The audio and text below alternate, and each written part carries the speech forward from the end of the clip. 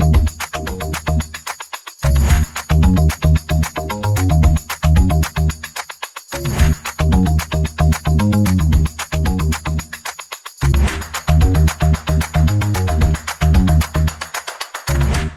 the last few weeks, Indian cricket fans have been struggling with a mix of disbelief, frustration, honest heartbreak.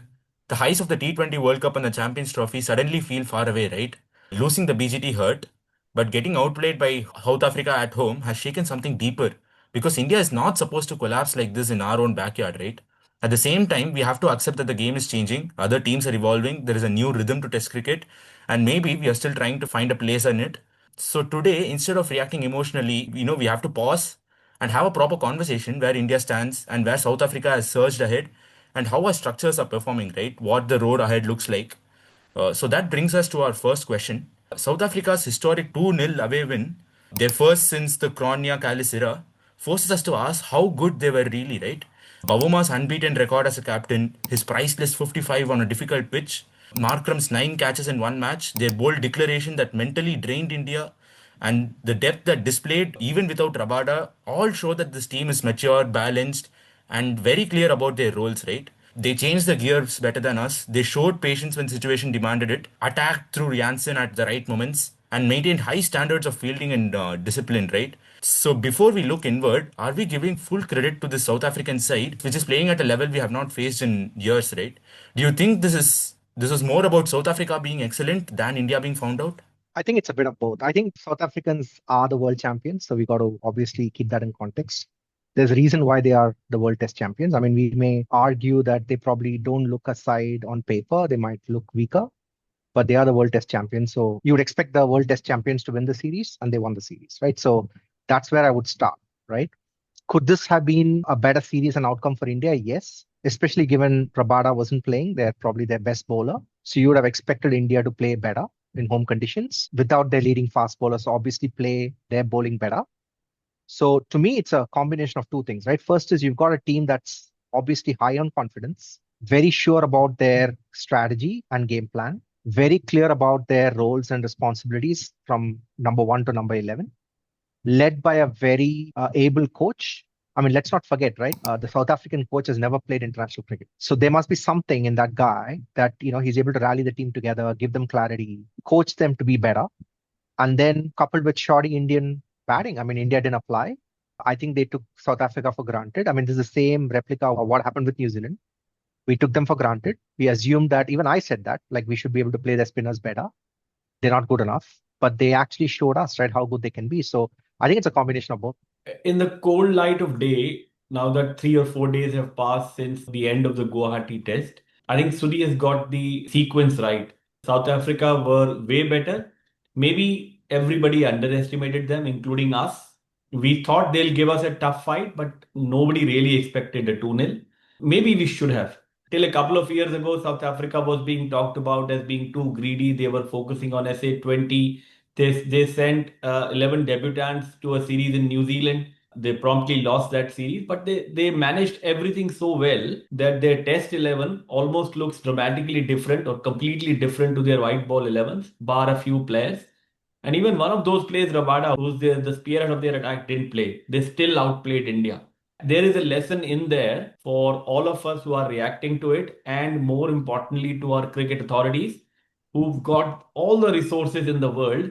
But I'm sorry to say their heart is elsewhere. Their heart and mind is not focused on Test cricket. I'm sure we are going to discuss who the fault lies with, whether it's Gambhir, whether it's the players themselves. But I feel it's the whole system to blame. Think about it, from when this test match ended, so end of November, right up to next August, there is no test match scheduled for India in a WTC cycle where we should be playing every 3-4 months at the very least. And what has happened in the past 4 months? We played a 2-test series against West Indies, which we promptly won. Then we jetted off for a meaningless one-day and T20 series to Australia, where our test captain played till Sunday and then flew into Calcutta from Brisbane with a 4 days gap. So this scheduling surely is not Gambhir's fault. I am no fan of Gambhir. In fact, I dislike him as much as the next person. But just to blame Gambhir or one person or one factor would be overlooking it. We need to dissect it. But I don't know whether the Indian authorities have their mind set on that. India's decline is a bit emotional, right? For Indian fans, this collapse feels personal because it comes from a team loaded with talent, support, global influence, and yet it looks so suddenly confusing because at home we've suddenly become fragile.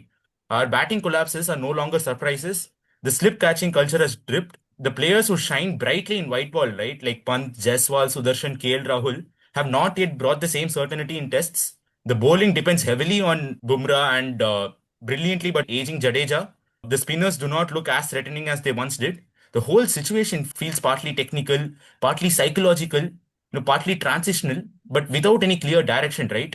A team that once felt inevitable now seems to struggle in the conditions and the situations they used to dominate. So is India going through a normal rebuild, or are we drifting away from patience and temperament that once made us a very good top test side, right? What is a rebuild, right? So do we really believe that India is going through a rebuild? I mean, you look at the squad. I mean, first of all, right, if you add up the number of tests Indian players have played and compare it to South Africa, we've actually played more tests than South Africa. So who's on a rebuild? Is it India or South Africa, right? Second is, we keep saying, oh, this is a young team. This is not a young team. Jaiswal has been in international circuit playing test cricket for now at least 3 to 4 years. You could argue Jurel is still young, right? Sai Sudarshan probably is young. KL Rahul has been playing for donkey's years, right? Test cricket. Bumrah, Kuldeep, Jadeja all have played enough test cricket to know the gruels of the game. So there's no excuse, right? This is not a team in transition. That's like if anybody says it's a team in transition, I think you're smoking something else, right? This is not a young team. Like young, yes, in terms of age, but they've got enough exposure. So you would expect a team to come good irrespective. The reality is, if you look at the last many years, right, at least I would say 4 to 5 years, we have been bad, but we've been showed up by a couple of performances here and there, and therefore we won series.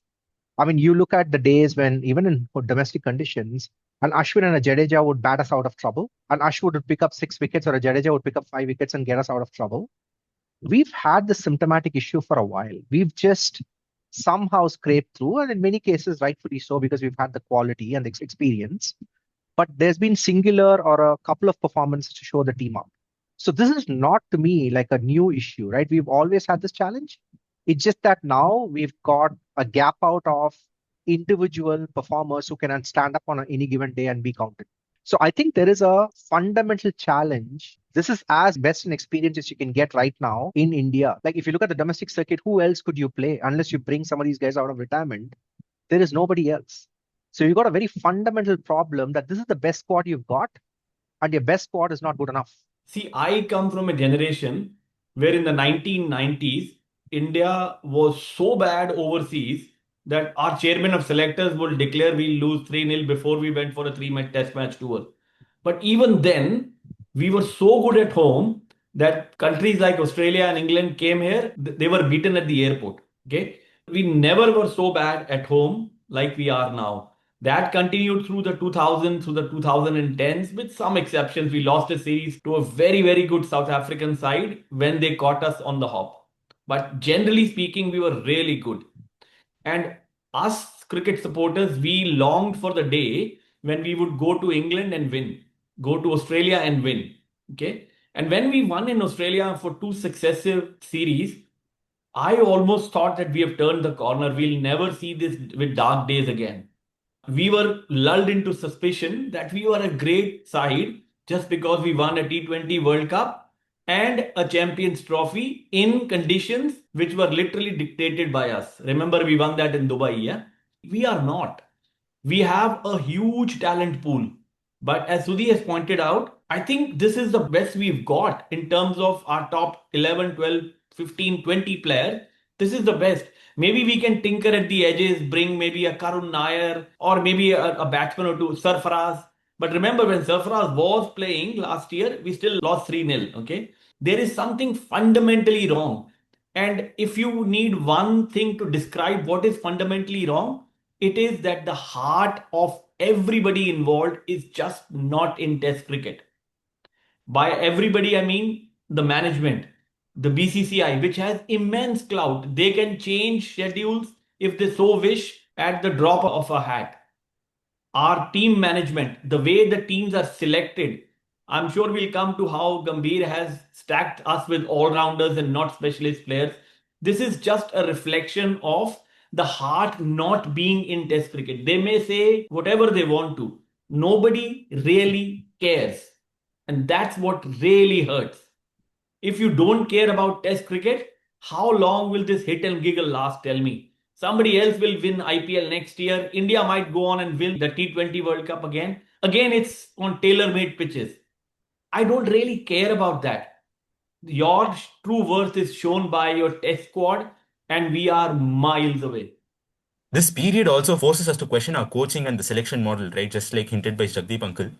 Is this downturn due to players not applying themselves, or has the management lost the sharpness and clarity?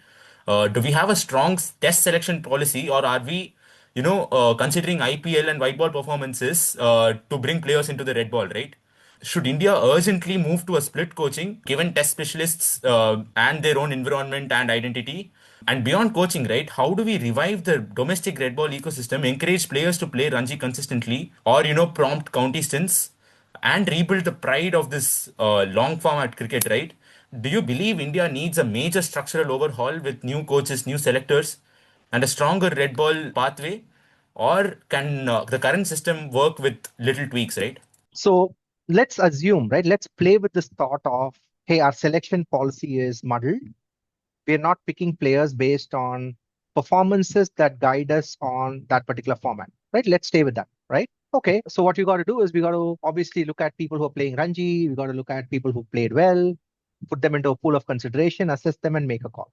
Okay, and if you actually look at the Ranji Trophy right now, players who score heaps of runs, and when you actually look at the opposition, you're looking at Assam, you're looking at Nagaland, you're looking at Arunachal Pradesh, Puducherry, Chhattisgarh, Chandigarh, right? These are the teams, right, that you're playing against, right? So do we really believe playing against them is going to give us a guidepost of who is actually a good potential test player, right? So that's the flip side of that argument, right? So in my view, if you were to cast a net and sort of look at players who've got the capability, the potential, the attitude, the mindset to be able to stand up and play international cricket, you probably will end up with the same lot. That is the problem we have, right? So the problem, in my opinion, yes, there is a selection problem issue, a selection criteria issue, but that's really the symptom. The fundamental issue is we don't have a good domestic circuit. We don't have a competitive domestic circuit. What's happened is, in this guise of trying to spread cricket wide across the country, and which is a good thing, right? I'm not arguing against, because you see probably like a great stadium in Assam, which previously wouldn't have been the case if we didn't do that, right? So there is merits in everything, right? But when you play a Ranji Trophy that has so many teams, a plate and a elite trophy in such benign conditions, which is obviously prepared for a T20 or a ODI or a white ball cricket in mind, because that's where IPL gets you the money. What capabilities are you going to build anyway? Right? So to me, the symptom is selection policy, yes. But the problem is you don't have a good domestic circuit anyway to judge people. So what's the point? Absolutely. I think that's perfect analysis of how bad or how shallow our pool is. Playing Ranji Trophy with 36 teams, diluting the talent so much, and then hoping for that talent to be then funneled back into Test cricket is futile. We really need to cut down on the number of teams, maybe no more than 15 or 16 teams. Australia has 6 teams, and they've had 6 teams for 120 years. They consistently produce players from Shield, which are a shoe-in if somebody falls away or loss of form or something. So absolutely right. The talent pool was developed during the tenure when Rahul Dravid used to manage the A team. A teams on their own practicing against hard knock oppositions. These A players were those players who were waiting in the wings, who had performed well, and then they got found out whether they are really good enough to play international test cricket through those A tours. That's one of the things. But as I have pointed out, I have very little faith in BCCI overhauling the system.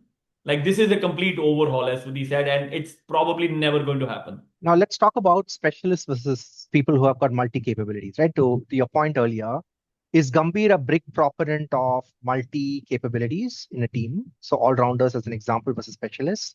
And is that guided by his philosophy from white ball cricket, right? Which is a very fair question. Okay. So let's look at the pros and cons of this argument, right? And I'm not supporting Gambhir, but I think the answer is not black and white, right? So let's take the case of specialists. So in this match, who are the specialists in the series? KL Rahul, Yashasvi Jaiswal, Durg Jurel, Sai Sudarshan. We're all specialists. Would you agree? Jasprit Bumrah, we're all specialists. What did they perform? And let's look at multi-capability players, right? All-rounders, right? Washington Sundar, Ravi Jadeja, did they perform better? Perhaps, right? So this argument of, oh, he picks, all-rounders, he values all-rounders or a specialist, that's a very white ball thinking. Sure, on paper, it's a very sound argument. But the reality is that's not what is transpiring on the ground. So then what do you do? Then the next argument is, oh, should we have different coaches for different formats? Yes, potentially. And maybe that's a good strategy. But then in this current muddled approach of selection, the domestic circuit that's not really delivering goods, is it a good approach? Are you not better off assessing players across three formats? Maybe find a gem who's got the ability to play test cricket, has the mindset to play test cricket, and would you get a better outcome if you had one coach across three formats? Perhaps. My view of this is I don't think the argument is this or that.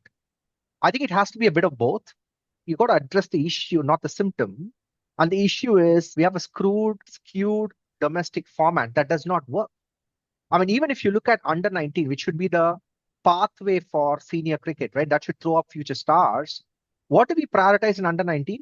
We prioritize the ODI World Cup. Do we actually look at Kuch Bihar Trophy, which is meant to throw 4-day players? How many of us know who played well? Who was the man of the series for Kuch Bihar? We don't know. Because our eyes are, oh, he's played ODI World Cup, so he should be a good player. So I think there is a fundamental issue, right? Like that's the issue we got to solve. All these buggers who come and talk about like a Gavaskar or a Shastri or any of these buggers who come and talk about and critique, the current outcomes, why don't you go spend time thinking about how do we revive domestic cricket? Why don't you give an opinion of what we should do? Have you ever provided an opinion, Mr. Gavaskar? Apart from speaking on TV and raking money, what have you done? I don't really believe in the argument about not picking specialists for the. I think that approach worked in England where we needed a longish batting order when we were playing on roads. But having those specialists and playing in specialist positions, the live example of Sai Sudarshan being dropped for Calcutta, Washington Sundar playing at 3 in Calcutta, and then Sai Sudarshan coming back and playing at 3 and Sundar playing 7 or 8 and bowling what 3 overs, 4 overs in the first innings and maybe 12, 13 in the second. Then same for Nitish Kumar Reddy. What was he being readied for? Pardon the pun. He hardly bowled, and when he batted, he looked completely out of his depth on slow turning pitches. So I think the argument about playing specialists and in specialist positions for test matches is a sound one. However, I completely agree with your point of view on the whole system being rigged in favor of those white ball maestros, so to say, who come through under 19 or through IPL, and also about these TV pundits who come on TV and talk big. Ravi Shastri is talking about our test failures. He has some runs in the bank when it comes to being a coach, but he's the same guy who extols the virtues of IPL and selecting people from test players from there. I don't care about those things, and I don't really think they care so deeply about cricket as we do. Honestly, they know which side their bread is buttered. They will never criticize the BCCI. I feel if there is one organization or one entity which is to be blamed, the blame should lie on the doors of the BCCI. They have every resource in the world. They need to do better. And they need to do better not just for this cricket team, but for people like us who hurt when they lose like this. I put these three balls as a reason, right? Each of these balls is filled with coins. The one which is white has the heaviest weight. The problem today is we force our young cricketers to choose the white ball because it's the heaviest. You make the red ball the heaviest, people would automatically go there. And that's the fundamental problem we have at Test cricket. Looking forward, right? India faces Sri Lanka away, New Zealand away, and then in 2027, early 2027, we face Australia at home. The risk is that slump grows into a larger test era decline, right? Rebuilding now, it requires very clear decisions like choosing the next core, identifying fringe talent who can step up, finding a strong second spinner for home conditions, a reliable third seamer in overseas tours, and reorganizing the batting order around the long term roles, right, instead of short term patches. It also means building central contacts that put more weight on test commitment than T20 leagues, as told by Suri uncle. We have a 1 year window before the next major home season comes up. So we got to like stabilize roles, manage workloads, and return to the long format mindset that made India a hard team to beat, right? The bigger question is whether we will have the courage to make these changes now or rather wait till the decline becomes irreversible, right? So if you had the chance, or if you would choose just one major shift that would revive Indian Test cricket, whether cultural, structural, tactical, or personal driven, which shift would matter the most and why? I mean, when will we sort of engage on this conversation? We won't, because like we'll win the World Cup or we'll do very well in World Cup and everything will be forgotten, right? Because nobody would care, right? After that, I mean, we'll not even remember. Like how many of us remembered the New Zealand loss? It was just hidden away because obviously we won a few one-day tournaments after that or T20 tournaments after that. It's probably never going to happen, right? The reality is, think of it this way, right? After we lost the BGT trophy in Australia, obviously it was a moment in time where we wanted to relook at whether we had a conversation in this chat, right? Where we talked about should Kohli, Virat go, should Jadeja leave, right? Ashwin obviously retired during the series. So there was a lot of noise and conversations around it. BCCI actually came out and said they want to do a holistic review of, Indian squad. At least there was a seemingly important point of accountability that BCCI took at that point. Now, we know why they did that because they wanted to use that as a guise to remove some of the stars which Gambhir has been voicing out for a while. But it was at least on, they said that. In this series, after the series, what has BCCI said? Oh, Gambhir is contracted till 2027. We don't need to make any changes right now, right? We got a World Cup to look forward to at this point, right? So you can already see where this is going, right? It's not important, right? I mean, the next series is like moons away. Who cares? By that time, we don't even know. Many of us would have, like lost interest in Test cricket holistically. That's what they're counting on. They're counting on that people who still are stuck to Test cricket, the purists, sort of lose their interest. So nothing matters after that, right? You win, you lose, it doesn't matter.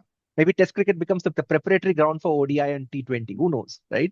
Nothing is going to happen. In my view, what should happen is there at least has to be a committee formed to maybe parallelly think through our approach to Test cricket, right? Starting with domestic circuit. Do we have the right pitches? Do we have too many teams? Are we playing too much of cricket? Is there a way to further stratify, right, the teams and have quality matches happen? Should we have A tours, to Jagdeep's point? Should A tours be shadow tours? Should it be more proactive that we actually send A tours frequently out in conditions that are hostile so people learn to play and adapt to, Test cricket? Those things should happen, but will it happen? It won't. It is too big a task to be accomplished for during one WTC cycle, let alone half of it. This WTC cycle is probably gone already. There is no way in the remaining 9 test matches we can salvage it. Even if we do, that would really paper over the cracks. It doesn't really solve the problem which we are seeing already. If by some chance we win the Sri Lanka series, maybe get a draw out of New Zealand, and then come home and sort of squeak out a win over a transitioning Australian side, they will be transitioning by that time. It doesn't solve the problem. The future looks really bleak. I'm sorry to end on this note, but it looks really bleak for the test side at least. At the end of the day, this moment is painful, right? Just like Jagdeep uncle told, but it is also important. Every great team goes through cycles, but only ones who reflect honestly, rebuild with purpose, and stay loyal to the values of Test cricket, right, come out stronger. South Africa has shown that clarity, that discipline, and that belief, and they've achieved, right? So India now has a choice to either defend the old image or build a new identity. The next year will decide the path they will take. And what matters the most is that we don't lose the spirit, patience, and pride that this Indian Test cricket is special in the first place, right? And with that, we come to the end of this video. Keep following Beyond Boundaries for more deep discussions. Thank you. We wanted them to really grovel, to steal a phrase, back them completely out the game.